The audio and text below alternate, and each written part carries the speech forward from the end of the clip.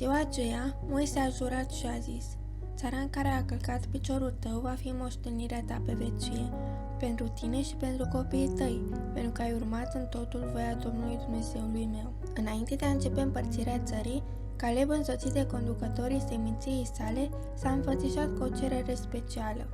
În afară de Iosua, Caleb era acum omul cel mai înaintat în vârstă din Israel.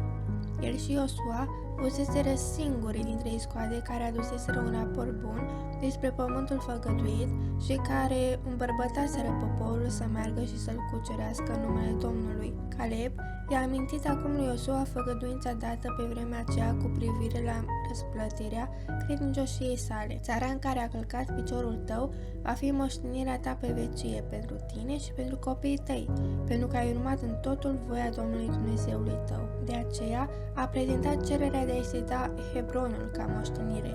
Aici fusese vreme îndelungată patria lui Avram, a lui Isaac și a lui Iacov și tot aici, în peștera Macpela, erau îngropați. Hebronul era reședința temuților Anachimi, a căror înfățișare înspăimântătoare le îngrozise atât de mult pe iscoade, încât prin ei fusese nimicit curajul întregului Israel.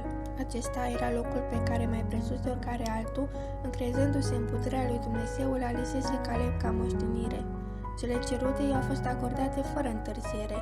Nimănui al cuiva nu îi se putea încredința cu mai multă siguranță cucerirea acestor cetăți uriașe. Iosua a binecuvântat pe Caleb, fiul lui Efune, și i-a dat ca moștenire Hebronul, pentru că urmase în totul calea Domnului. Îndurase împreună cu poporul său îndelungata călătorie prin pustie și avusese în felul acesta parte de dezamăgirile și durerile celor vinovați.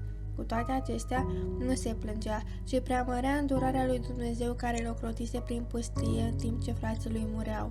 În mijlocul oboselilor, primejdilor și monimelor călătoriei prin pustie și în anii de lupte de când intrase în Canaan, Domnul îl păstrase în viață și acum, când era în vârstă de peste 80 de ani, puterea nu-i slăbise. El n-a cerut pentru sine un ținut gata cucerit, ci pe acela despre care iscoadele spuseseră în mod deosebit că nu poate fi cucerit.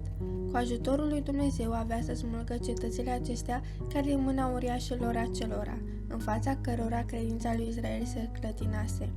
Nu dorința după onoare sau mărire a inspirat cucerirea lui Caleb. Bătrânul și viteazul luptător dorea să dea poporului o pildă care să-l onoreze pe Dumnezeu și să încurajeze semințiile să supună pe deplin pământul pe care părinții lor l-au considerat de necucerit, un lucru la care să te gândești azi. Cu Dumnezeu nimic nu este imposibil. Îndemn, încrede-te în Domnul pe deplin. Rugăciune. Tată, îmi doresc să mă încred mai mult în tine și să fac voia ta cu viața mea, chiar dacă voi fi singura persoană care te ascultă.